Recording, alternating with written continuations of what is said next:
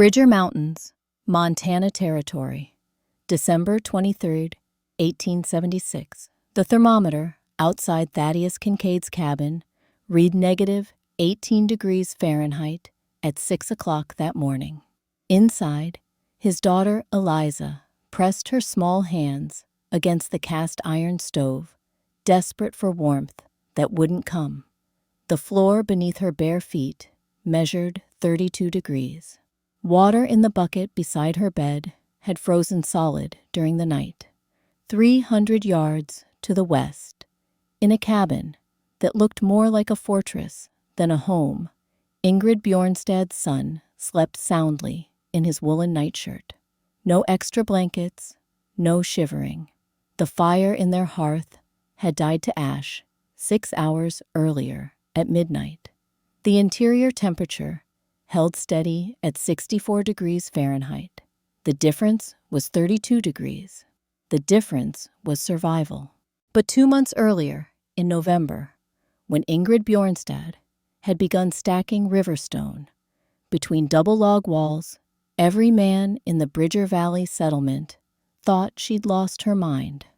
"Widows building a tomb," Silas Drummond had muttered, watching from his wagon as Ingrid mortared another layer of granite into place. Drummond had built cabins in Montana Territory for 27 years. His father had built cabins before him, single-wall construction, logs, notched and chinked, maybe split boards on the interior, if you had money and time. That was the way. That was the only way. Woman playing carpenter, Thaddeus Kincaid had added, standing beside Drummond at the settlement's general store. "Winter'll teach her what stubbornness costs." But what did this Norwegian widow understand about heat and stone that 2 generations of American frontiersmen had overlooked? What knowledge had she brought from across the Atlantic, carried in the words of an old German stonemason, who spoke of alpine winters and thick walls that remembered warmth? The answer wouldn't come from debate or tradition. It would come from the coldest winter the Bridger Range had seen in 40 years. A winter that would turn Ingrid's double walls into the difference between a mother's worst fear and a community's survival, between frostbite that steals children's toes and warmth that protects families through January's darkest nights. This is the story of what she built and why it mattered. February 1876. The price of cold. Finn Bjornstad died on February 14th, 1876, in a cabin that measured 24 degrees Fahrenheit at the moment his heart stopped beating. He'd gone to bed healthy, a logger 36 years old, strong from a decade of work in Montana timber camps. His wife, Ingrid, 34, had banked the fire at 10 o'clock, as she did every night. Standard procedure, standard cabin, single-wall construction, 12-inch pine logs, chinked with moss and creek mud. The same design every family in Bridger Valley used. By 2 in the morning, the fire had burned to coals. By 4, the coals were ash. By 6, when Ingrid woke to check on their son, Bjorn, the interior temperature had dropped to 26 degrees. Finn lay motionless beside her, his lips blue-gray, his skin cold as the February wind that found every gap in the chinking. Dr. Morrison would later write in his journal, heart failure likely induced by hypothermia. Interior cabin temperature, insufficient to sustain life during prolonged exposure.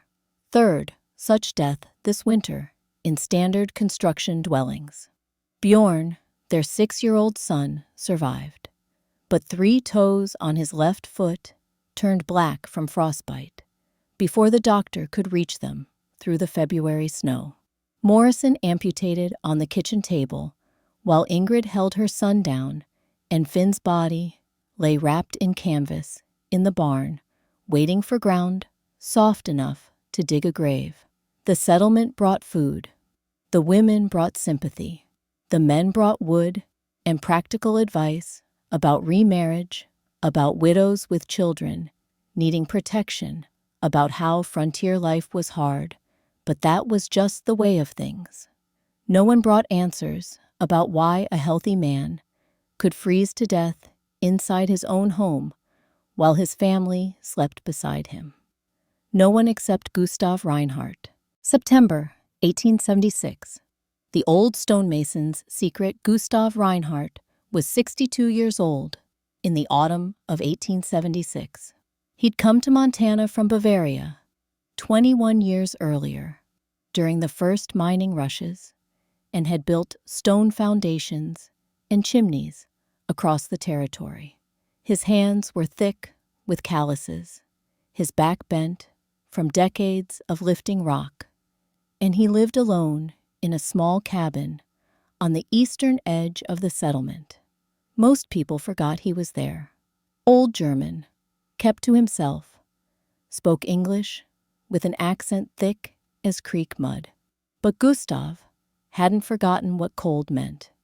He'd grown up in the Bavarian Alps, where winter temperatures dropped to negative 30 degrees Celsius and stayed there for months, where families died if their homes couldn't hold heat through January nights that lasted 16 hours, where his grandfather had taught him to build Kachelufen, massive ceramic and stone stoves that could heat a room for 24 hours on a single firing. Thermal mass, his grandfather had called it, though the old man had used the German word Wärmespeicher, heat storage. The principle was simple. Stone and ceramic absorbed heat, slowly released it slowly. Wood burned hot and fast, then gave nothing. A pine log held heat for maybe 20 minutes after fire died. A ton of stone held heat for 20 hours. Gustav had brought his grandfather's journals when he emigrated in 1855. Sketches of Kachelofen construction, measurements for stone walls, notes about convection and air circulation, written in careful German script. He'd built a few masonry heaters in Montana over the years, but no one wanted them. Too expensive, too much work, too foreign. Until September 14th, 1876, when Ingrid Bjornstad knocked on his door. She stood on his threshold, holding Bjorn's hand. The boy still limped from the amputations 7 months earlier. Gustav could see the grief carved into Ingrid's face, the kind of lines that came from watching your husband die and your child suffer, and knowing that both could have been prevented. "I need to build a cabin before winter," she said. Her English carried a Norwegian accent, each word precise and determined. "They say you know stone. They say you built in the old country. I need it to be warm. I need my son to keep his remaining toes." Gustav looked at the boy, looked at the widow, looked at the grief and the determination mixed together like mortar. "Come inside," he said. He spread his grandfather's journals across the table, showed her sketches of thick walls of stone, cores of thermal mass principles that Bavarian masons had understood for 300 years, explained how alpine cabins survived winters that made Montana look merciful. "2 walls," he said, pointing to a detailed drawing. "Outer wall full logs, inner wall smaller logs. Between them, 18 inches of stone. River stone fitted tight. 8,000 pounds, maybe more. The stone becomes a battery, absorbs heat from your fire, releases it slowly, for hours, for the whole night." Ingrid studied the sketches. How much warmer? Gustav did the calculation in his head, converting from the Celsius measurements in his grandfather's notes. 20 degrees, maybe more, and you burn half the wood. She looked at him for a long moment. "Will you help me build it?" "Ja," Gustav said. I will help. They shook hands across the journal pages, a widow and an old stonemason, making a bargain that the rest of the settlement would call foolish. Late September, land and mockery. Ingrid purchased 2 acres on the western edge of the valley for $48.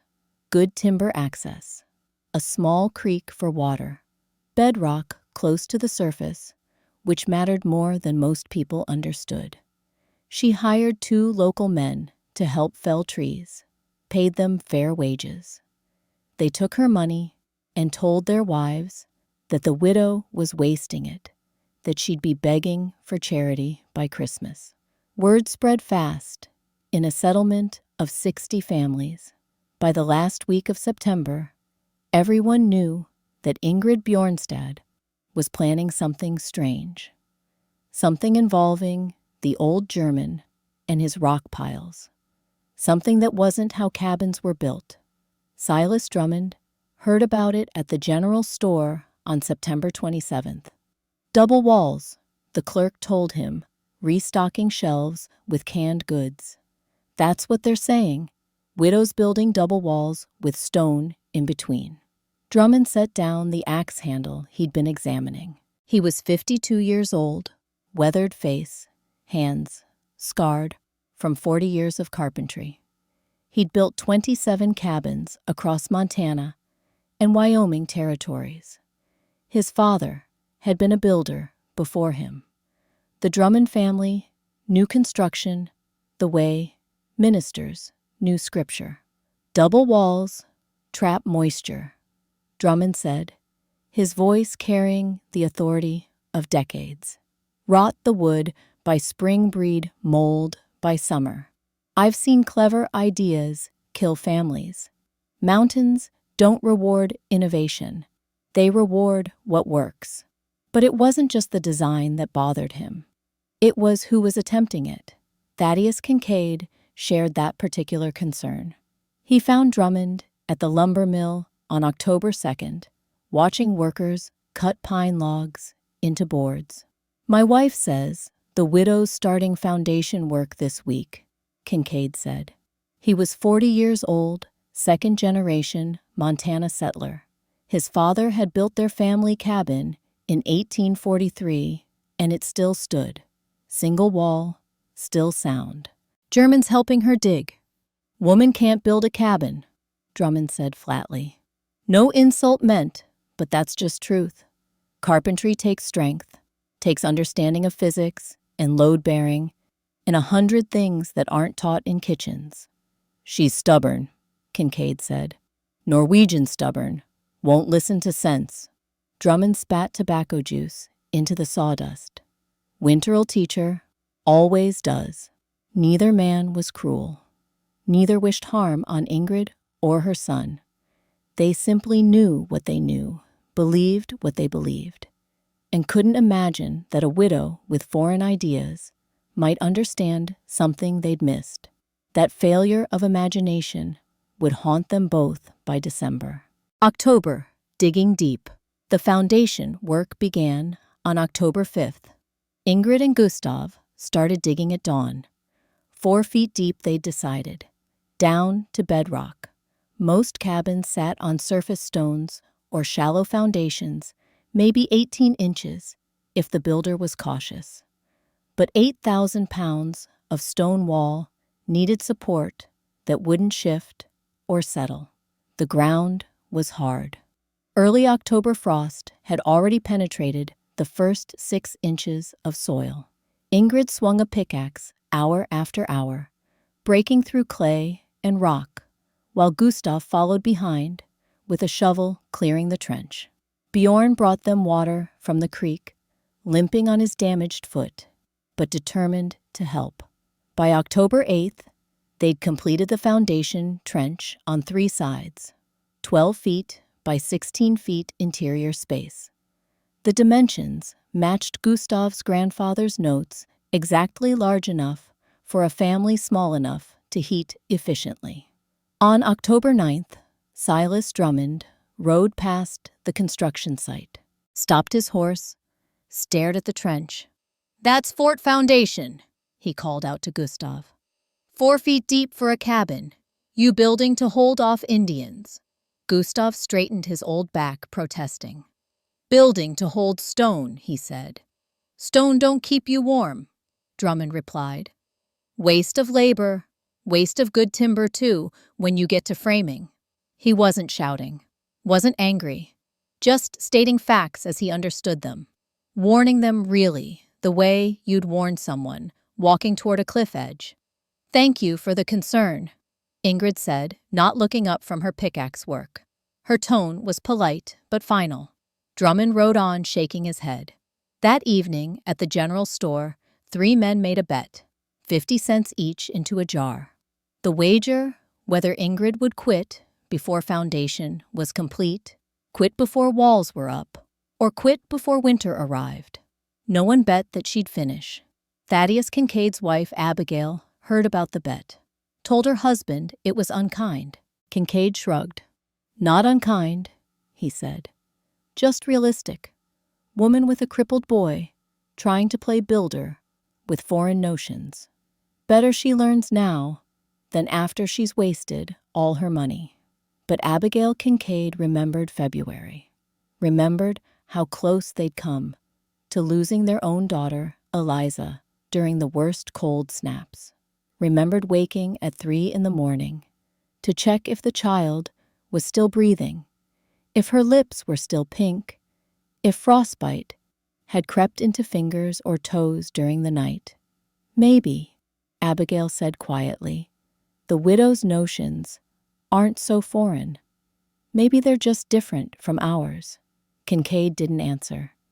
He was thinking about his woodpile, about how much he'd need to cut before November snow made logging impossible, about how every winter was a race between preparation and cold always seemed to win.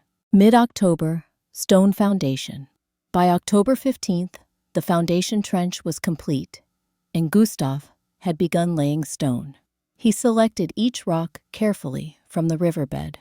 Granite mostly, dense, heavy, the kind that had tumbled down from the mountains over centuries, polished smooth by water and time. Each stone weighed between 20 and 50 pounds. Gustav fitted them together like puzzle pieces, minimal gaps, maximum contact. Used creek sand mixed with lime mortar to bind them. Worked methodically, checking level every few courses, making sure the foundation stayed true. Ingrid mixed mortar and hauled stone from the creek. Her hands blistered, then calloused. Her back ached. But she worked without complaint, without stopping, except to feed Bjorn lunch or check on him when he played near the creek. The settlement watched, some with curiosity, most with doubt. On October 19th, a stranger passed through the valley. Wagon merchant heading to Fort Bridger. Stopped to water his horses at the creek and saw Ingrid and Gustav working. "Building a castle, ma'am?" he asked, gesturing at the massive foundation. "Building a home," Ingrid replied. The merchant looked at Gustav. "You her husband." "Advisor," Gustav said. "Well," the merchant said, climbing back onto his wagon, "I admire determination, even when it's pointed the wrong direction." He left. Ingrid went back to mixing mortar. That night, alone, in her temporary shelter, a canvas tent beside the construction site, she wrote in her journal, by candlelight, October 19th, 1876, foundation 3/4 complete. Gustav says stonework is good, strong. Bjorn asks every day if the cabin will be warm. I tell him yes. I tell him his toes will be safe this winter. I tell him we will not be cold like last February. I pray I am not lying to my son. She didn't write about doubt. Didn't write about the voices in the settlement, about the men who thought she was foolish, about the very real possibility that she was spending her last money on a gamble that might fail. She only wrote about Finn, about how his lips had looked that February morning, about how she tried to warm him with her own body heat and failed, about how she'd failed to save 3 of her son's toes, about how she would never fail like that again. The candle burned down. Ingrid lay on her bedroll and listened to October wind in the pines. She could hear the creek running, carrying stones down from the mountains, the same stones she'd used to build her walls. Outside, the thermometer dropped to 28 degrees. First hard freeze of autumn. Winter was coming, and Ingrid Bjornstad had 6 weeks to finish what she'd started. Late October, walls begin to rise. The outer wall went up first. Full 12-inch pine logs, notched at the corners, with the dovetail joints Gustav had learned in Bavaria. Each log, carefully selected for straightness, for minimal knots, for the tight grain that came from slow-growth mountain timber. They raised the first course on October 23rd. Gustav had rigged a simple crane using a tripod of lodgepole pine and a block and tackle. Even so, each log required both of them working together, Ingrid on one end, Gustav on the other, lifting and positioning and checking for level. The work was slow. 2 courses per day maximum, but Gustav insisted on precision. Gaps lose heat, he explained, pointing to the tight chinking between logs. Every gap is money. Every gap is degrees. We build it right once, or we fail. By October 30th, the outer wall stood 5 courses high, just over 4 feet. High enough that passers-by could see the structure taking shape. High enough that it looked unusual, different, wrong. Silas Drummond came by on November 1st. This time, he brought Thaddeus Kincaid with him. They stood 15 feet from the construction, arms crossed, studying the walls. "That's double timber," Drummond said. "She's really doing it. Double walls." "Madness," Kincaid replied. "Waste of good logs." They watched as Gustav began laying the inner wall 18 inches inward from the outer wall, using smaller logs. The gap between the 2 walls yawned like an open mouth, 18 inches of empty space that seemed to mock every principle of cabin construction they understood. "That gap'll trap moisture like a swamp," Drummond called out. "You'll have rot and mold by spring. I've seen it before. Seen men try clever ideas. Mountains bury them all." Gustav paused in his work, looked at Drummond.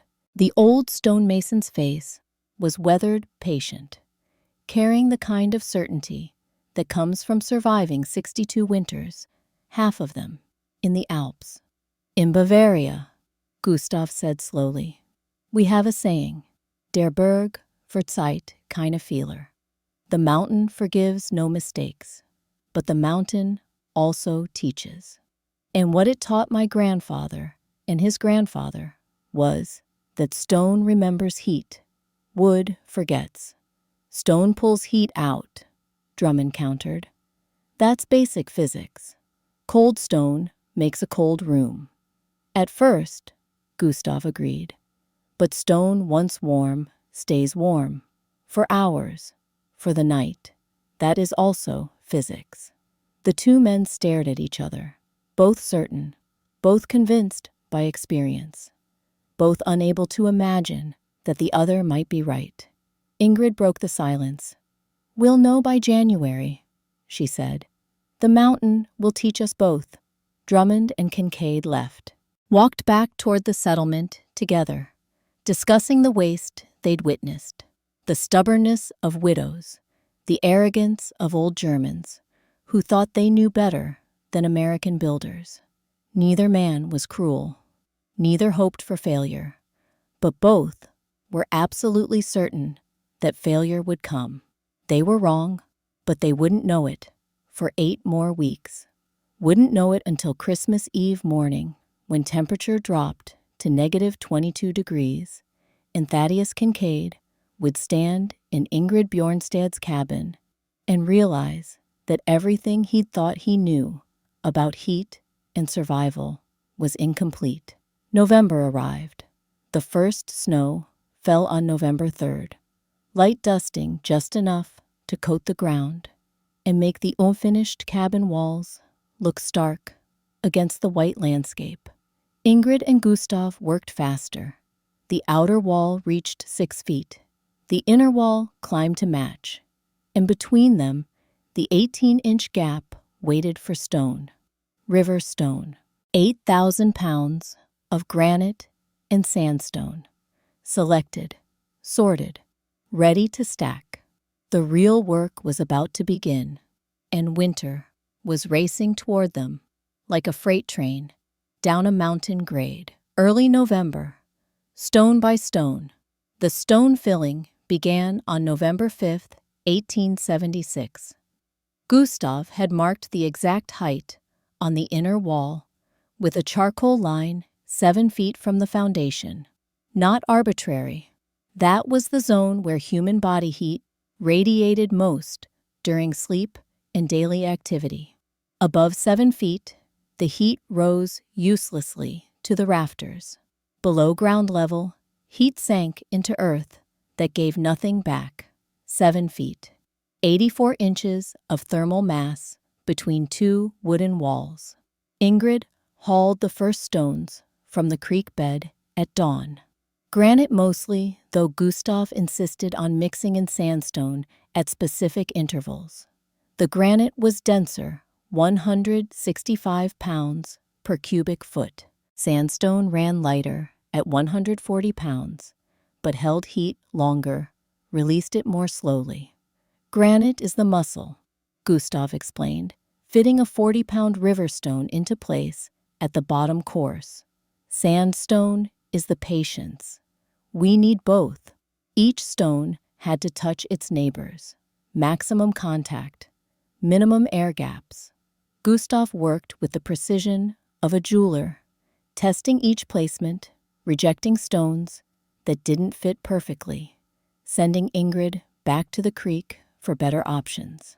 The work was methodical, exhausting. They managed perhaps 300 pounds of stone per day, which meant 26 days of work ahead of them. 26 days before winter, weather made construction impossible. Bjorn helped when he could, carrying smaller stones, mixing mortar in a wooden trough. His limp was pronounced in the cold mornings, a permanent reminder of last February's cost. On November 7th, Silas Drummond rode past again, stopped, watched Ingrid lift a 30-pound granite stone to waist height, position it carefully in the gap between walls. "You're wasting 3 cords of good timber on this experiment," Drummond called out. "That rock won't burn, won't keep you warm when January comes." Ingrid didn't look up. "Stone doesn't need to burn," she said. "It needs to remember." "Rock don't remember nothing," Drummond replied. "Rock just sits there, cold, and it'll make your whole cabin cold." Gustav straightened slowly, his back protesting. "Herr Drummond," he said, his accent thick, "have you ever built a Kashelofen, a masonry heater?" "Don't need German words for American problems," Drummond said. "Then have you ever touched a stone fireplace 3 hours after the fire dies?" Gustav pressed. "Still warm, Ja. That is memory. That is thermal mass. We are building a fireplace that surrounds you." Drummond shook his head. "I've built stone fireplaces for 30 years. Stone pulls heat out of a room if you're not careful. You're surrounding yourself with a heat sink. She'll be colder, not warmer." He meant it as a warning, as practical advice from a man who'd seen winters kill the unprepared. But Ingrid heard it as doubt, as the same dismissive certainty that said women couldn't build foreigners, didn't understand old ways, were the only ways. "January will teach us both," she said again. Her standard reply. Her only reply. Drummond rode on, but his words stayed in the cold November air like frost. Mid-November, rhythm and doubt, the pattern became routine. Dawn to dusk, 6 days a week. Sabbath rest on Sundays, more from exhaustion than piety. Ingrid's hands developed new calluses on top of old ones. Her shoulders grew harder. Her back learned to lift and carry weights that would have broken her 8 months earlier. November 10th, stone wall height 32 inches. Weight placed approximately 2,000 pounds. November 13th, height 48 inches. Weight 4,000 pounds. The structure began to look less like madness and more like something deliberate. Strange, yes. Unconventional, certainly, but built with undeniable precision. Thaddeus Kincaid brought his wife Abigail to see it on November 14th. Their daughter Eliza came too bundled in wool against the cold. The girl was 8 years old, bright-eyed, curious. She walked right up to the gap between walls, peered into the darkness where stone filled the space. "It's like a castle," Eliza said. "Like in the storybooks." "It's an experiment," Kincaid corrected. "An expensive one," but Abigail Kincaid stood quiet, studying the construction. She touched the inner wall, felt the precise notching, the tight chinking, looked at the stonework, the careful placement, the obvious skill in every course. "How much warmer?" she asked Ingrid. 20 degrees, Ingrid replied. "Maybe more." Abigail looked at her husband. She was thinking of February nights, of waking to check if Eliza was breathing, of the thermometer in their cabin that rarely climbed above 40 degrees during January cold snaps. 20 degrees means Eliza could sleep without fear, Abigail said quietly. 20 degrees means wasting money on theories, Kincaid countered, but his voice carried less certainty than before. They left, walked home together, Eliza skipping ahead, her parents silent behind her. That night, Thaddeus Kincaid counted his firewood supply.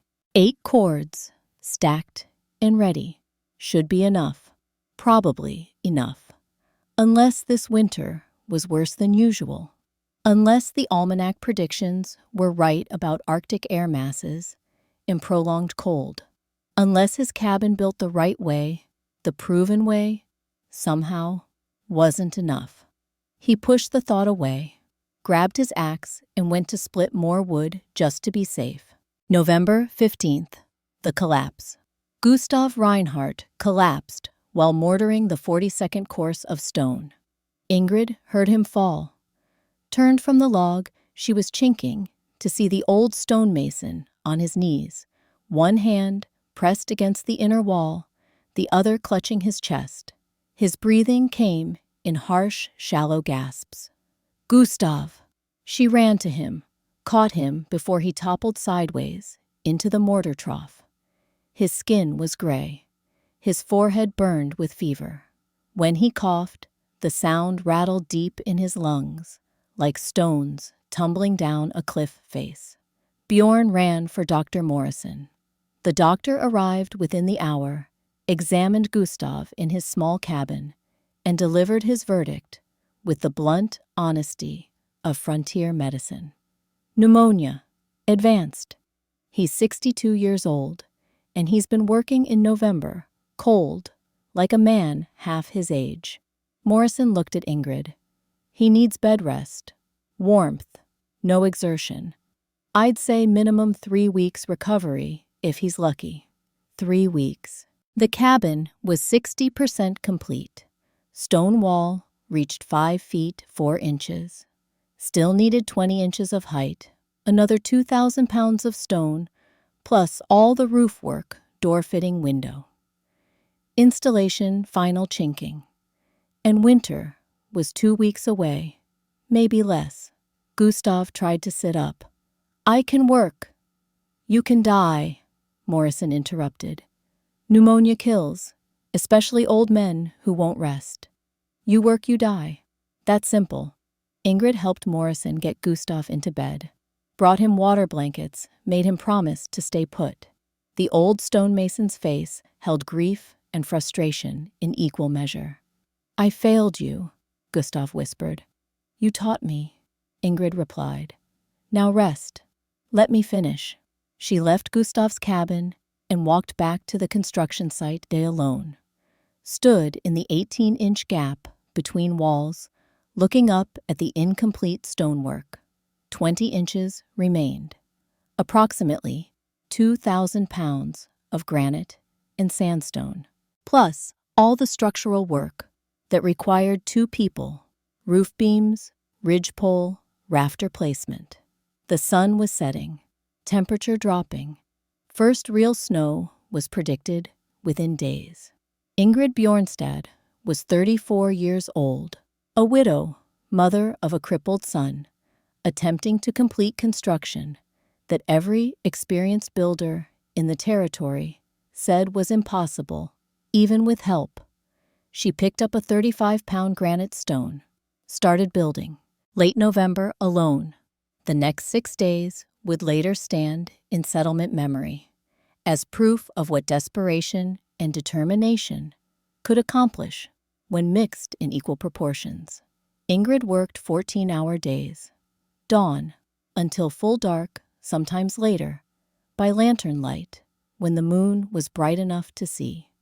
She moved stone from creek to wall in loads that shouldn't have been possible for a woman of 130 pounds, lifted rocks that weighed a third of her body weight, mortared and fitted and checked level and corrected and mortared again.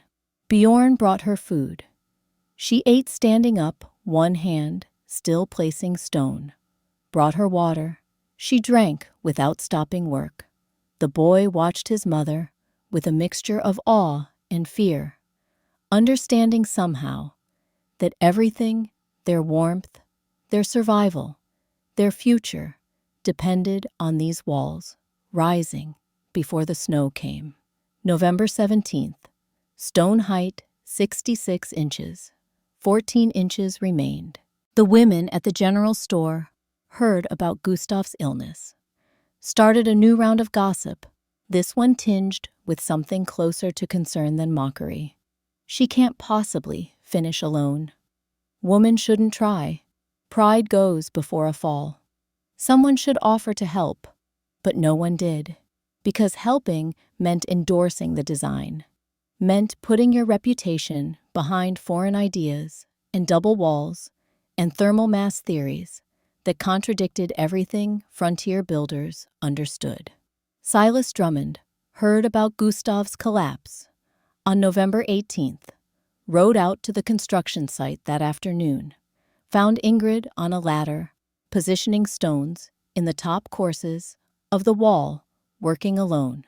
Widow Bjornstad, he called up to her. Gustav's sick. Winter's here. You can't finish this. Watch me, Ingrid said. Placed another stone. Packed mortar around it. I'm offering help, Drummond said. Not charity, not mockery, real help. I can bring a crew. We'll finish your cabin. Proper single-wall construction. You'll be moved in before snow flies.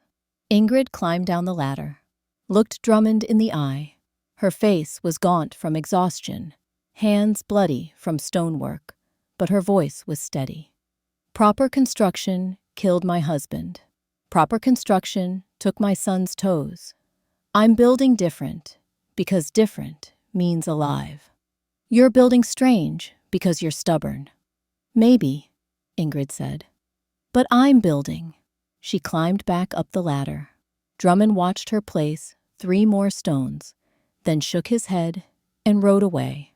That night, alone in his own cabin, Drummond told his wife about the encounter, about the widow's refusal, about her bloody hands and exhausted face and absolute determination.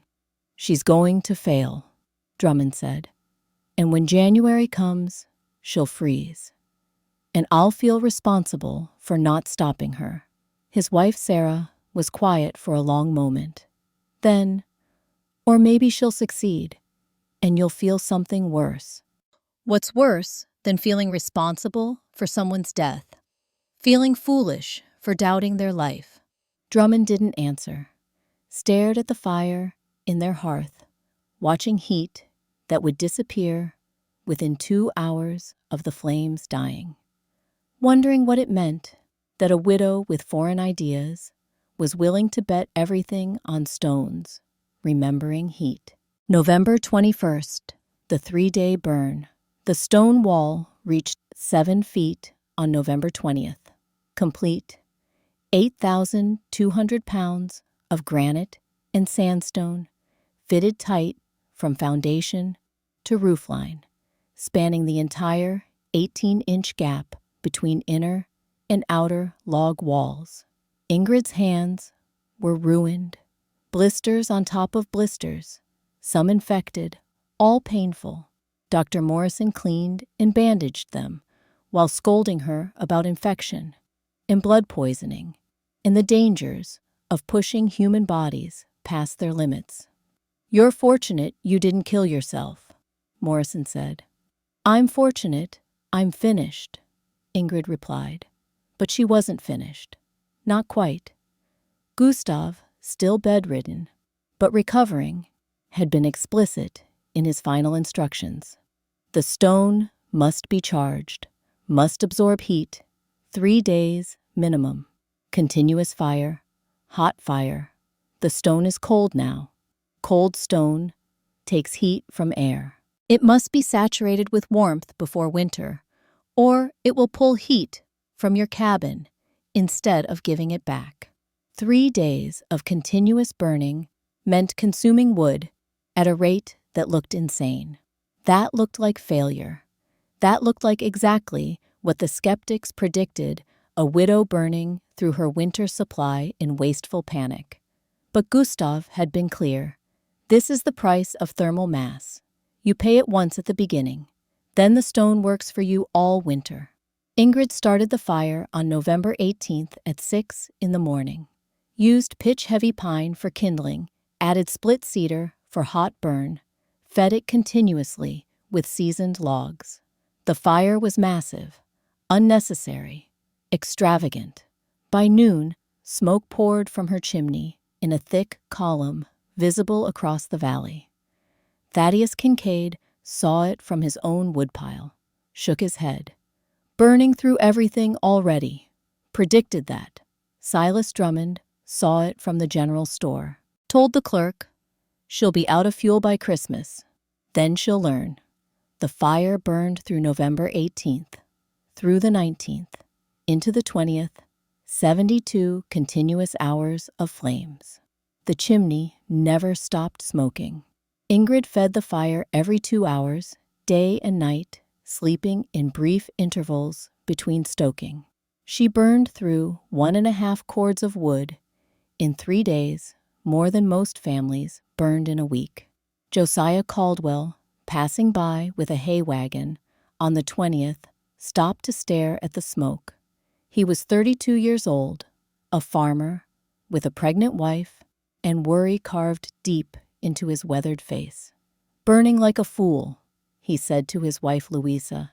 "She'll freeze in January." But inside the cabin, something was happening that none of them understood. The stone walls were warming. Not just surface temperature that happened quickly, but deep warming. Thermal saturation. 8,000 pounds of granite and sandstone, absorbing heat energy, storing it in molecular bonds, reaching equilibrium temperature throughout the entire mass. Gustav had calculated it based on his grandfather's notes. Granite had a specific heat capacity of 0.19 BTU per pound per degree Fahrenheit. 8,000 pounds of granite heated from 40 degrees to 140 degrees absorbed 152,000 BTUs of energy. That energy didn't disappear. It stayed in the stone, ready to release slowly, over hours, over days, keeping the cabin warm long after fires died. But you couldn't see it, couldn't prove it, not until winter came and temperature dropped and the test became real. On November 21st, after 72 hours of burning, Ingrid let the fire die down to coals, banked it carefully, touched the interior stone wall. It was warm, not hot, not uncomfortable, just warm, like a living thing that held heat and gave it back gradually. She stood alone in her almost finished cabin, hand against the stone, and whispered, "Please work." November 22nd. The thermometer breaks. The roof went on during the last week of November. Ingrid worked with borrowed help, 2 young men from the settlement, who agreed to assist with the heavy beamwork in exchange for a share of venison from her winter hunting. The ridgepole went up on November 23rd, rafters on the 24th, shake shingles from the 25th through the 27th. On November 22nd, while chinking the final gaps around the window frames, Ingrid dropped her thermometer. The glass tube shattered against the stone foundation, mercury scattering into silver beads that disappeared between the rocks. She stared at the broken instrument. That thermometer had been Finn's, had come across the Atlantic from Norway, had measured every Montana winter they'd survived together, and the one he hadn't. Now it was gone. Gustav, visiting the construction site for the first time since his collapse, leaned heavily on a walking stick and watched Ingrid sweep up the glass fragments. "In Bavaria," Gustav said quietly, "my grandfather told me that thermometers lie. They tell you numbers, but numbers are not warmth. Your skin knows warmth. Your son's toes know cold. Trust what you feel, not what Mercury says." "I wanted to measure," Ingrid said. "Wanted proof." "You will have proof," Gustav replied. "In January, when your neighbors have numbers that say they should be warm, but they shiver, and you have no numbers, but you sleep soundly." Ingrid gathered the last of the glass, threw it away. She would face winter without measurements, without data, with nothing but Gustav's Bavarian traditions and her own desperate hope that stone truly did remember heat. The cabin was complete on November 28th. Door hung, windows fitted with oiled paper, chinking finished, roof sealed. Interior bare, but functional. A cast iron stove, a table, 2 beds, hooks for hanging clothes. Ingrid and Bjorn moved in on November 29th. That night, with temperature at 26 degrees outside, they lit a small fire in the stove. Let it burn for 3 hours. Let it die to coals at 9 o'clock. By midnight, with no fire burning, the interior temperature, measured only by the warmth they felt against their skin, remained comfortable. Not cold, not requiring extra blankets. Bjorn slept soundly, didn't shiver, didn't curl into a tight ball seeking warmth, just slept the way children should sleep, safe and warm. Ingrid lay awake in the darkness, hand against the stone wall beside her bed. The stone was still warm, still giving back the heat it had absorbed during the evening fire. "Thank you," she whispered to the stone, to Gustav's grandfather, to the Bavarian masons who'd understood thermal mass 300 years ago, to the desperation that had driven her to build something different, to the mountain which was about to test whether different meant alive. December 1st through 17th, the calm. The first 2 weeks of December were cold but manageable. Standard Montana winter. Daytime temperatures in the 20s. Nights dropping to 10 or 15 degrees. Nothing unusual, nothing dangerous. Ingrid kept careful notes in her journal about fire management and warmth. Lit her stove each morning at 6. Let it burn until 10 in the evening. 4 hours. Moderate fire. Not the massive blazes her neighbors maintained. She burned approximately half a cord of wood per week, maybe less. Her neighbors, Drummond, Kincaid, Caldwell, the others burned 2 or 3 cords per week. Constant fires. Continuous feeding, fighting cold that seeped through single-wall construction and disappeared into the December night. But the real test hadn't come yet. This was normal winter, survivable winter, the kind that killed the careless or unlucky but spared the prepared. On December 15th, the almanac predictions started circulating through the settlement. Old-timers studied clouds and wind patterns, checked the thickness of animal fur and tree bark, watched birds migrating south in unusually large flocks. "Bad winter coming," said Harold Pritchard, the settlement's oldest resident at 73. "Worst since 36, maybe worst in 40 years. Arctic air coming down from Canada. Could stay for weeks." The men increased their woodcutting. Families checked their food supplies, prepared for what was coming. On December 17th, the temperature at dawn was 14 degrees. By noon, it had dropped to 8 degrees. By sunset, 4 degrees. The wrong direction. Temperature shouldn't drop throughout the day. That meant weather systems moving in, meant pressure changes, meant something big approaching. That night, Silas Drummond stood outside his cabin and watched the northern sky. No aurora, just darkness, and this kind of cold that meant Arctic air masses settling in above them. He went inside, fed his fire, burned through 3 logs in 4 hours just to keep the cabin at 42 degrees. "Going to be bad," he told Sarah. "Real bad." "The widow?" Sarah asked. Drummond shook his head. "She'll freeze. No way those double walls work in real cold. Physics won't allow it. 3 days of brutal temperatures, she'll be knocking on someone's door, begging for shelter." But he didn't sound as certain as he had back in November. Sounded like a man hoping he was right, but afraid he might be wrong. December 18th dawned at -4 degrees.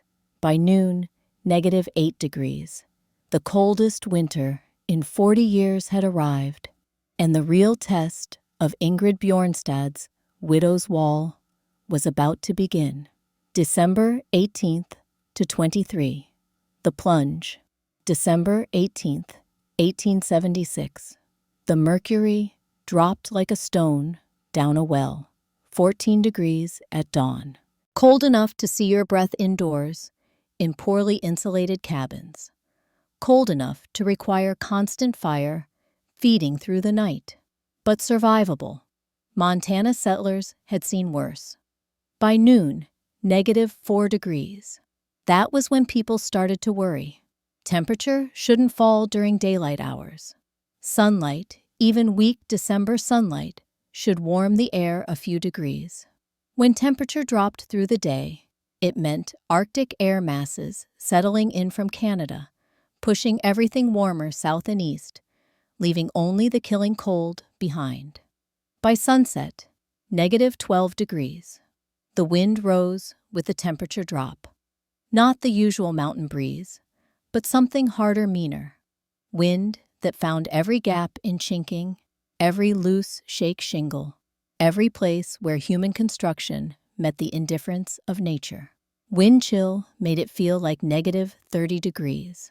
Livestock died in their barns that night.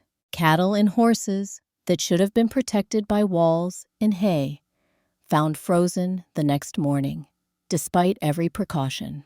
Water buckets brought inside cabins turned to solid ice within an hour. The cold wasn't just uncomfortable, it was predatory. In his cabin, Silas Drummond fed his fire through the night. Every 2 hours out of bed, add logs, wait until the flames caught strong, back to bed. His cabin interior struggled to maintain 45 degrees at chest height. At floor level, where his grandchildren slept on pallets, the temperature hovered around 38 degrees. He burned through a third of a cord in 12 hours. Unsustainable pace. But what choice existed? December 19th dawned at -18 degrees. The sun rose into a sky so clear and blue it looked brittle. No clouds, no moisture, just crystalline air that hurt to breathe and sunshine that provided light without warmth. The kind of cold that the Lakota called the air that bites, and the Blackfeet called when breath becomes ice. Temperature climbed to -16 degrees by afternoon. 2 degrees of warming, meaningless. Thaddeus Kincaid stood in his cabin at noon, watching his daughter Eliza play near the stove. The girl wore 2 wool sweaters, thick stockings, a knitted cap. Inside, at midday, with the stove burning full. "Abigail," he said to his wife, "how much wood do we have left?" "8 cords when winter started," she replied, stirring a pot of stew on the stovetop. "Maybe 6 cords left now." Kincaid did the mathematics. 10 weeks of winter remaining. 6 cords of wood. They were burning through supplies faster than planned. Much faster. "We might need to buy emergency cord," he said. "At what price?" Abigail asked. "December, prices are double. January prices are triple." They both knew families who'd frozen because they couldn't afford emergency fuel. Knew children who'd developed frostbite because parents chose between feeding fires and feeding families. "We'll manage," Kincaid said. But he was already thinking about which furniture could be burned if wood ran out. The spare bed frame, the dresser, the chairs they could live without. December 20th arrived at -22 degrees. That was the breaking point, the temperature where human habitation became human endurance, where cabins built the standard way, the proven way, stopped being shelter, and became just slightly warmer places to die. The wind stayed constant, 15 miles per hour, gusting to 25. Wind chill made it feel like -45 degrees. Exposed skin froze in under 5 minutes. Fingers and toes lost feeling in 10. And inside the cabins, families fought a losing battle against physics. December 23, when cold becomes crisis. 3:15 in the morning. December 23rd. Thaddeus Kincaid woke to the sound of his daughter crying. Not the normal sounds of a child waking from a bad dream, the desperate crying that came from pain. He was out of bed before his eyes fully opened, crossing the dark cabin toward Eliza's pallet by feel. The fire had burned down to coals. The cabin interior was profoundly cold, cold enough that Kincaid could see his breath in the darkness, cold enough that the floor hurt to stand on barefoot. "Eliza, what's wrong?" "My feet hurt, Papa. They hurt so much." Abigail was there with a candle. The light revealed Eliza curled on her side, both hands wrapped around her feet, tears streaming down her face. When Abigail pulled back the wool blankets and the girls' stockings, they both saw what they'd feared. Eliza's toes were blue-purple, all of them, the color of deep bruising of tissue, dying from lack of blood flow. Frostbite. Advanced frostbite. Inside a cabin, while a family slept, Abigail's hands shook as she wrapped Eliza's feet in warmed cloths. Thaddeus fed the fire desperately, burning through wood, trying to raise the temperature. The thermometer on the wall read 28 degrees Fahrenheit. 28 degrees. At floor level, where children slept, it was probably closer to 24 degrees. Cold enough to kill.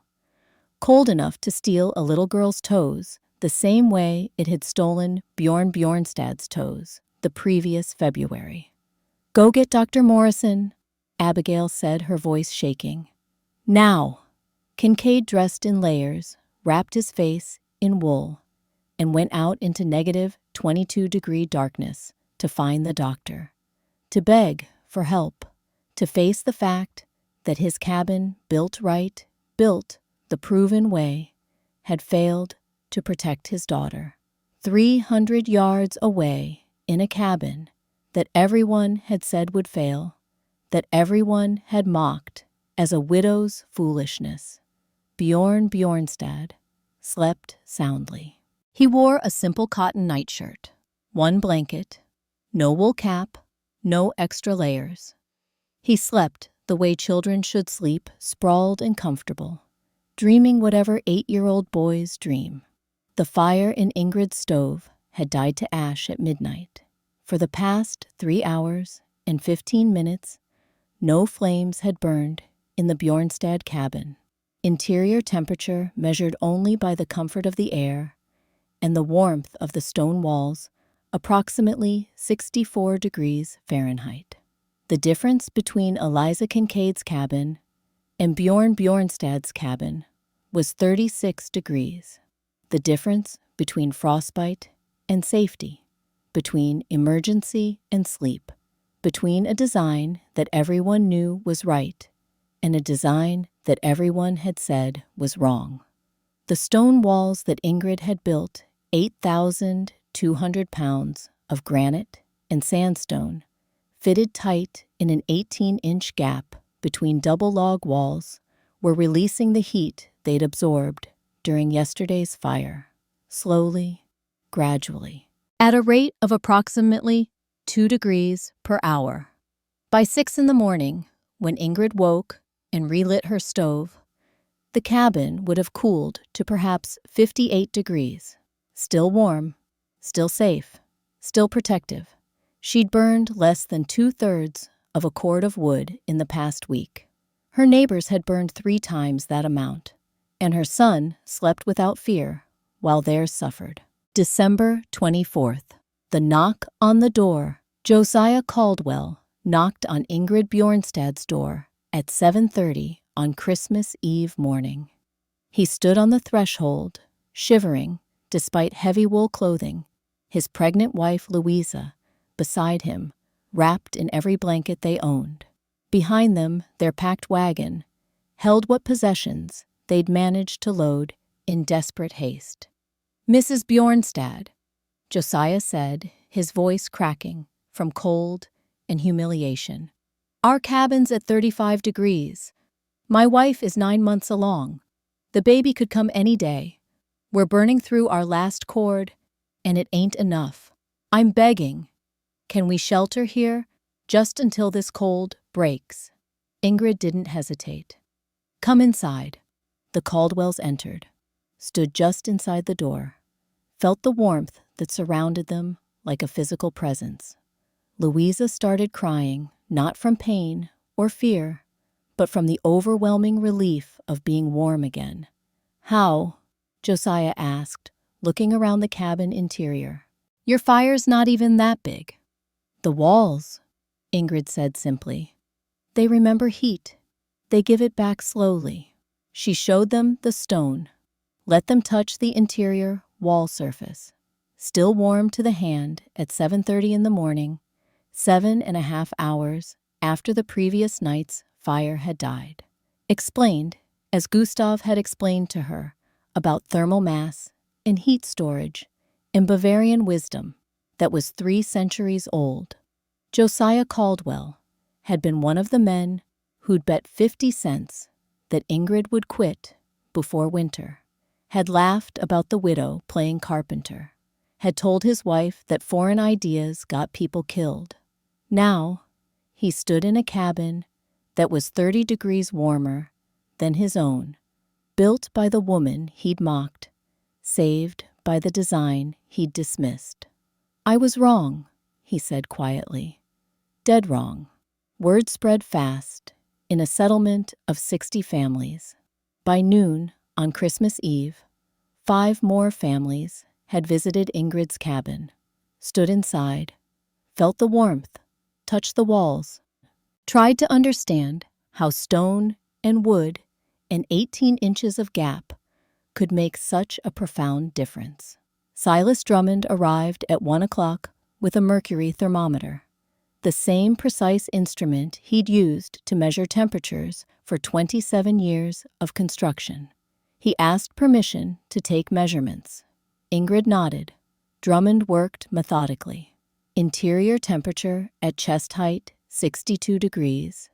At floor level, 58 degrees. At ceiling, 66 degrees. The temperature gradient from floor to ceiling was only 8 degrees. Remarkably, even heat distribution. He checked the stove. No fire burning since 11 o'clock, 2 hours ago. He went outside, measured the exterior wall temperature, negative 18 degrees. The temperature difference from inside to outside was 80 degrees. Across a double wall with 18 inches of stone between them, the thermal resistance was extraordinary. Drummond came back inside, stood in the center of the cabin, removed his heavy coat. He was sweating. "Mrs. Bjornstad," he said, "I need to see Mr. Reinhardt." Gustav's lesson.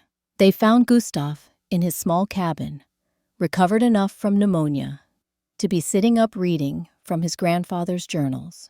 Drummond entered like a man going to confession. "Tell me how this works," Drummond said without preamble. No German words, no theories, just the truth. Gustav closed the journal, looked at the builder, who'd dismissed him as a foreign fool, saw not arrogance now, but genuine humility. The kind of humility that came from being wrong about something fundamental. "Specific heat capacity," Gustav said slowly. "Every material holds heat differently. Wood, pine, spruce, cedar has low heat capacity. Burns hot, releases heat fast, holds nothing. By morning, all warmth gone." "I know wood," Drummond said. "That's why we burn constantly.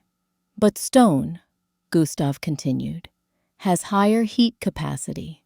Granite sandstone, they absorb heat slowly, release it slowly. 1 pound of granite heated 1 degree stores 0.19 BTU. "Doesn't sound like much, Ja." Drummond nodded. "But 8,000 pounds of granite," Gustav said, "heated 100 degrees, stores 152,000 BTU. That is," he paused, calculating, "equivalent to burning 20 pounds of dry wood. Except the stone releases this heat over 8 hours, not 8 minutes. The double wall traps the heat between 2 insulating barriers," Gustav explained. "The interior wall keeps cabin air warm.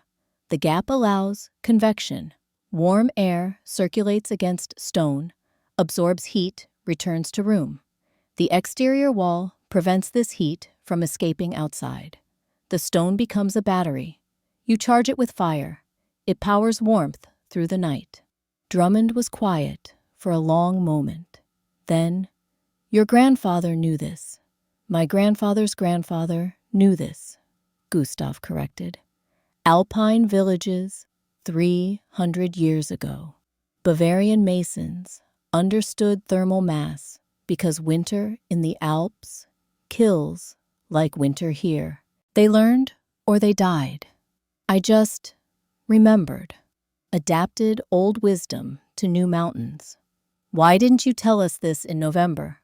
Drummond asked. "Why let us mock you? Would you have listened?" Gustav replied gently. "Or did you need January to teach you what words could not?" Drummond had no answer to that. Christmas Day, admission and teaching.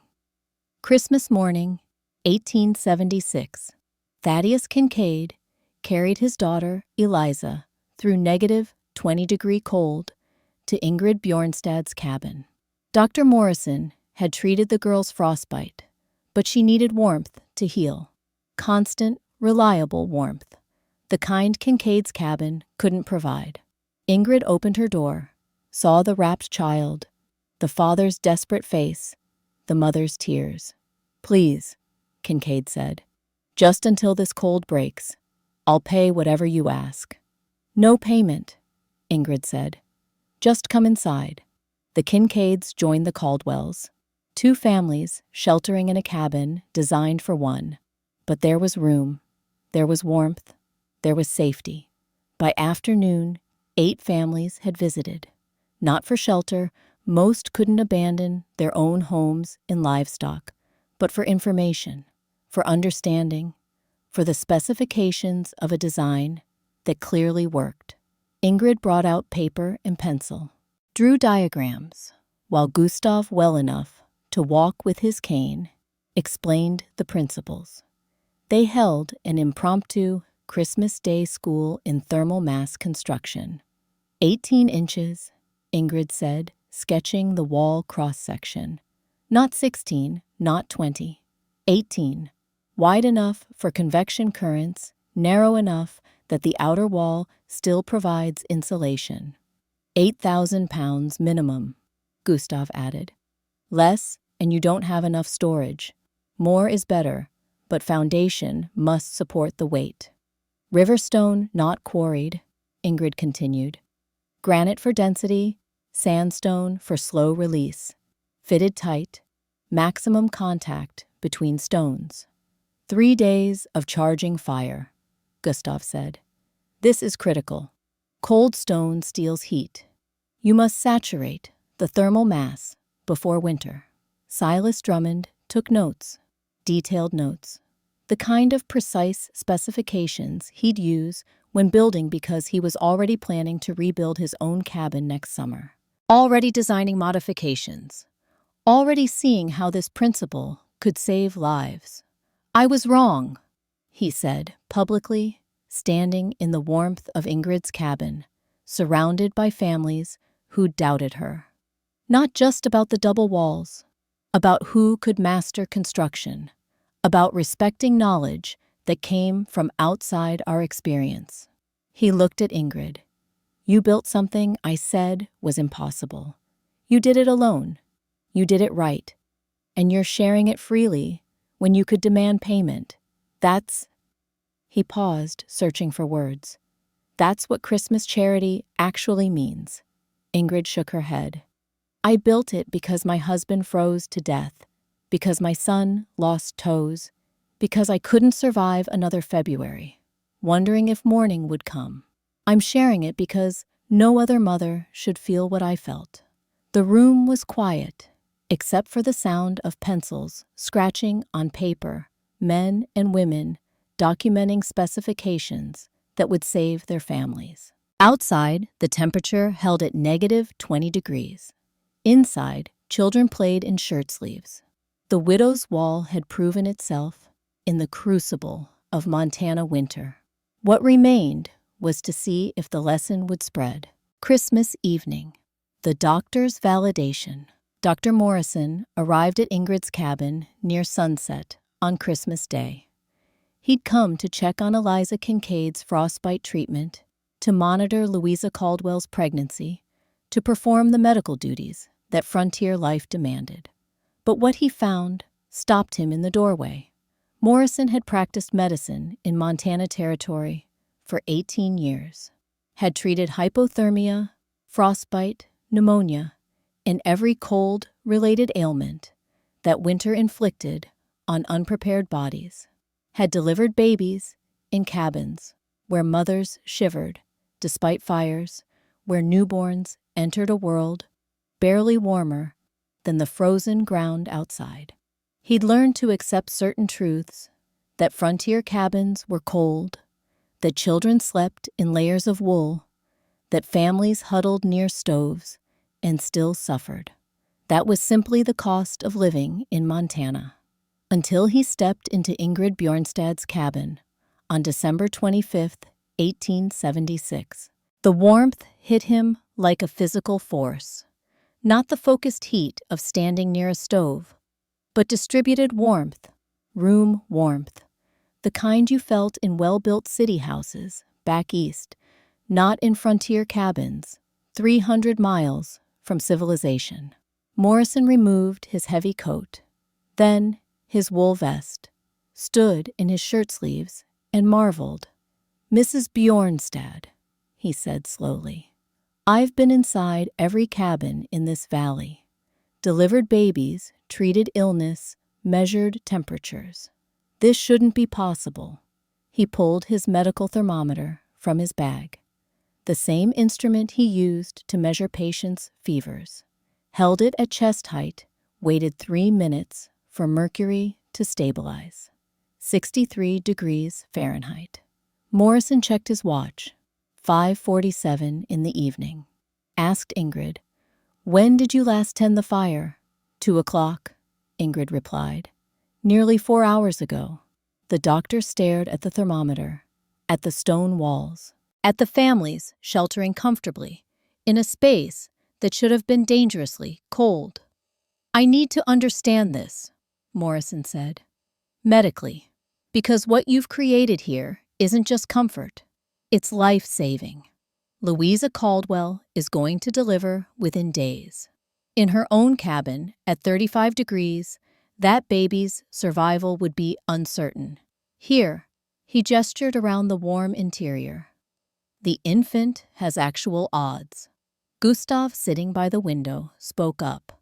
"Doctor, you understand human body temperature, jaw, 98.6 degrees.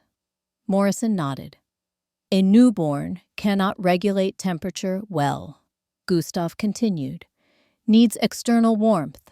In cold cabin, baby loses heat faster than body can make it. But in room that stays 60 degrees or higher, even without fire, the infant is protected." "How long will this warmth last?" Morrison asked. "Another 4 hours minimum," Ingrid answered. "Stone releases slowly. By 10 o'clock tonight, maybe 55 degrees. I relight fire, and by midnight, we're back to 65. Morrison did the calculation in his head. A cabin that maintained 55 to 65 degrees with only 2 fires per day versus traditional cabins that struggled to reach 45 degrees with continuous burning. The medical implications were staggering. "How many lives would this save?" Morrison asked quietly, more to himself than to the room. "How many cases of frostbite, hypothermia, pneumonia from prolonged cold exposure? How many infants lost to temperature shock in the first hours of life?" He looked at Silas Drummond, who stood taking notes in the corner. "Mr. Drummond, I'm a doctor, not a carpenter, but I'm telling you professionally, this design should be standard construction. What I'm seeing here is preventive medicine built into the walls." Drummond met the doctor's eyes. "I know," he said simply. "I'm already planning 9 cabins for next summer." Morrison examined Eliza Kincaid's toes. The tissue was damaged, the frostbite severe, but the warmth of Ingrid's cabin was aiding recovery. He checked Louisa Caldwell's conditioned mother, an unborn child, both stable, both benefiting from the consistent temperature. Before he left, Morrison stood at the door and addressed everyone gathered. "I have been wrong about many things in my medical career. Wrong about treatments, wrong about diagnoses. But I've never been more wrong than dismissing this cabin as experimental foolishness. Mrs. Bjornstad, Mr. Reinhardt, you've built something that saves lives. That's medicine. That's what matters." He put his coat back on, stepped into the negative 20-degree night, and walked home, wondering how many winters had killed people who might have lived if someone had thought differently about walls and stone and heat. January through March, the winter that taught, the cold held through January. Not every day at negative 20, but cold enough, sustained cold. The kind that tested every cabin, every family, every assumption about warmth and survival. The data, meticulously recorded by Silas Drummond, starting Christmas Day, told a story that numbers made undeniable. Ingrid Bjornstad's cabin. Average interior temperature during nighttime, hours 62 degrees. Wood consumption per week, 1.2 cords. Family status, healthy. Comfortable, no cold-related injuries. Thaddeus Kincaid's cabin. Average interior temperature during nighttime hours, 38 degrees. Wood consumption per week, 2.8 cords. Family status, daughter recovering from frostbite with permanent toe damage. Silas Drummond's cabin. Average interior temperature during nighttime hours, 42 degrees. Wood consumption per week, 2.4 cords. Family status, healthy but exhausted from constant fire maintenance. The temperature difference ranged from 20 to 24 degrees warmer in the thermal mass cabin.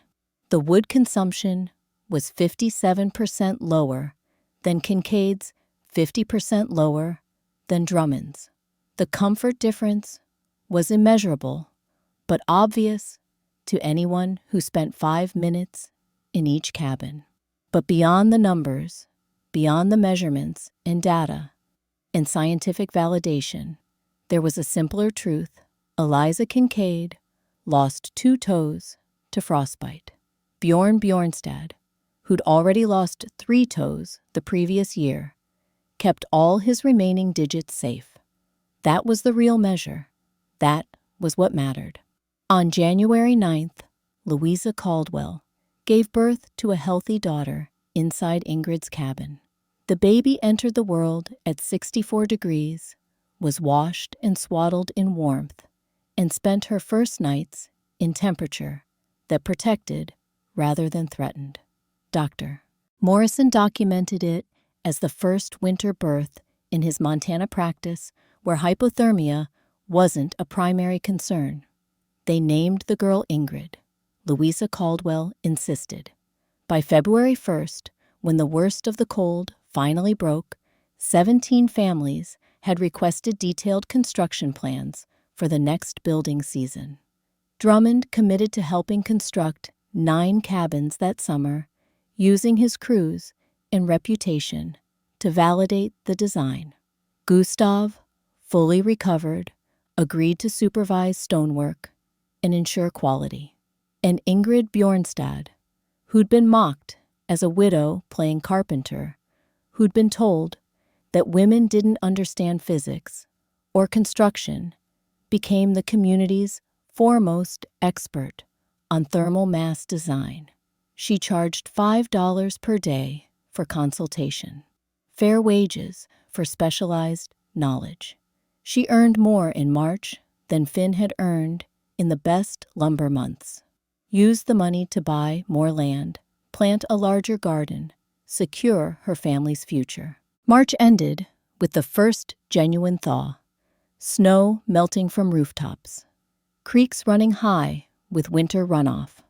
The settlement survived. Not without casualties. 3 elderly residents died from cold-related illness families in poorly built cabins that couldn't maintain safe temperatures, but fewer deaths than the previous harsh winter. And 0 deaths in the cabins that had adopted Ingrid's fire management strategies even before they could rebuild with stone walls. Eliza Kincaid learned to walk with 8 toes. The scars would be permanent. The limp would fade, but never fully disappear. She was a living reminder of what happened when tradition met brutal cold, and tradition proved insufficient. Summer, 1877. The building season. Construction began in June.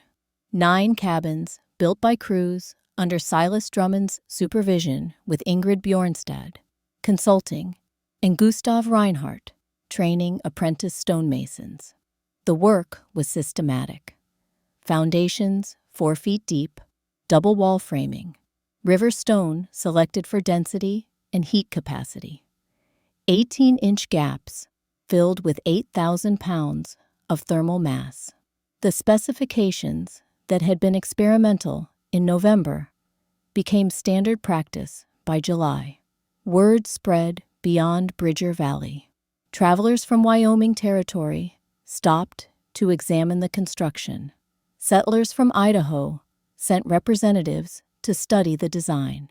By August, 3 additional cabins were being built in neighboring settlements, each one based on Ingrid's principles. The settlement started calling them Bjornstad walls. Some of the old-timers called them Bavarian heat walls, in deference to Gustav's contribution. The technical journals from back east, when they finally caught up with frontier innovation, would later document them as double-wall thermal mass construction and credit the principle to passive solar heating research. But in Montana Territory in 1877, they were simply called the walls that work. Gustav published a small manual that autumn, handwritten copies distributed through the general store, detailing construction specifications and thermal mass principles. He titled it Alpine Wisdom for American Mountains and dedicated it to his grandfather, who'd understood 3 centuries earlier what Montana settlers were just now learning. Ingrid trained 5 apprentice builders that summer. 4 men, 1 woman, taught them stone selection, mortar mixing, thermal mass calculation, charged fair wages, and gave knowledge freely to anyone willing to learn. By winter of 1877, 22 families lived in thermal mass cabins. That winter was milder, only 2 cold snaps below -10 degrees, but the difference was still measurable. Families in the new cabins burned half the wood, maintained temperatures 20 degrees higher, slept soundly, while their neighbors struggled. 0 cold-related injuries in thermal mass cabins that winter. 3 cases of frostbite in traditional construction. The mountain was teaching. Some were learning. 1878 to 1880, legacy spreads. By 1878, 34 cabins in the Bridger Valley region used thermal mass construction. The design had spread to Fort Bridger, to settlements along the Yellowstone, to mining camps in the Dakota Territory. By 1879, Gustav's manual had been copied and distributed across Montana, Wyoming, and Idaho. Architectural students from Eastern universities traveled west to study the cabins, to measure thermal performance, to document what they called vernacular innovation in extreme climate construction. By 1880, 43 cabins in the immediate Bridger Valley area used double-wall thermal mass design, 17 more in surrounding territories. The principle had proven itself through 3 consecutive winters, including one that rivaled 1876 for severity. The economics were undeniable. Initial construction cost ran approximately 30% higher than single-wall cabins, more timber, more labor, more stone. But heating costs dropped by 45 to 50%. The investment paid back within 2 winters.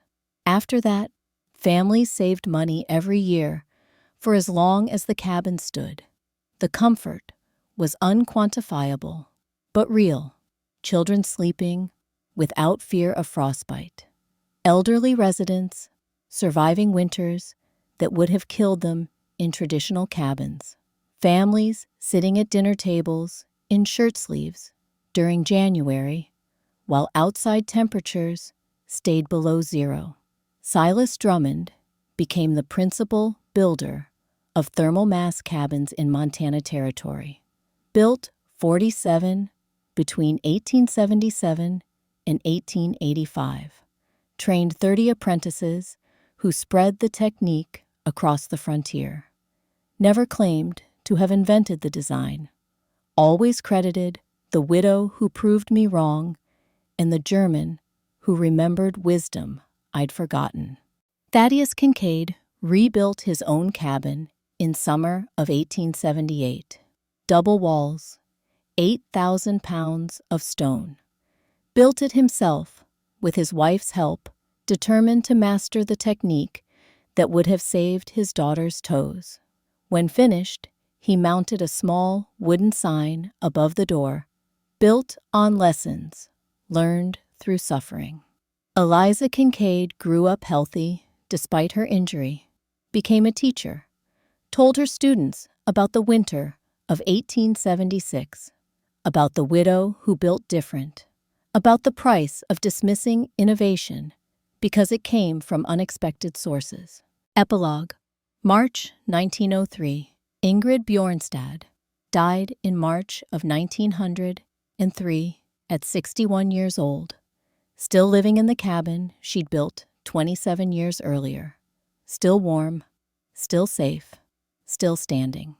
Gustav Reinhardt had died 8 years earlier in 1895 at 81, was buried in the settlement cemetery with a headstone that read, "He remembered what others forgot." Bjorn Bjornstad, 33 years old in 1903, had become a master builder, had constructed over 60 thermal mass cabins across Montana and Wyoming, had trained 40 apprentices who carried the technique into the 20th century, walked with a limp from the toes he'd lost. But his own children never knew the fear of freezing inside their home. The original Bjornstad cabin was preserved, became a landmark. Montana Historical Society documented it in 1912, measured its thermal performance, confirmed what Ingrid had proven by necessity, that 8,000 pounds of stone, properly placed between insulated walls, could maintain interior temperatures 20 to 30 degrees above ambient for 6 to 9 hours after fire died. That principle, thermal mass construction, passive solar heating, Bavarian Kachelofen, adapted to American frontier, would fade from common practice by the 1920s. Cheap lumber and modern insulation made the technique seem obsolete. Why haul 8,000 pounds of stone when you could staple up fiberglass bats? But the physics never changed. Stone still remembered heat. Wood still forgot. And in the 21st century, when engineers rediscovered passive solar design and thermal mass heating, they were learning again what Ingrid Bjornstad and Gustav Reinhardt had known in 1876. What a Norwegian widow understood about survival. What a Bavarian stonemason remembered from his grandfather's journals. What Montana winter taught to those willing to learn that wisdom often comes from unexpected sources. That old knowledge can solve new problems. That the difference between freezing and thriving sometimes comes down to being willing to build different. To trust that stone properly used remembers warmth the way mountains remember snow. To understand that survival isn't about fighting cold. It's about storing heat, about slowing its escape, about building walls that give back what they've been given slowly through the longest nights of winter. The Widow's Wall stands today, a testament not to innovation, but to adaptation, not to genius, but to necessity, not to one woman's triumph, but to a community's willingness eventually to learn. The mountain teaches those who listen. Ingrid Bjornstad listened, and because she did, families survived who might have frozen. Children kept toes that might have blackened. Winters became survivable that might have killed. That was her legacy, not the walls themselves, but what the walls represented. That sometimes the foolish idea is the wisest one. That sometimes the person everyone doubts is the person everyone needs. That sometimes, in the coldest winter warmth, comes from the places we least expect. From double walls and river stone, from thermal mass and Bavarian wisdom, from a widow who refused to freeze, and from a community that finally learned to build different, because different in the end meant alive.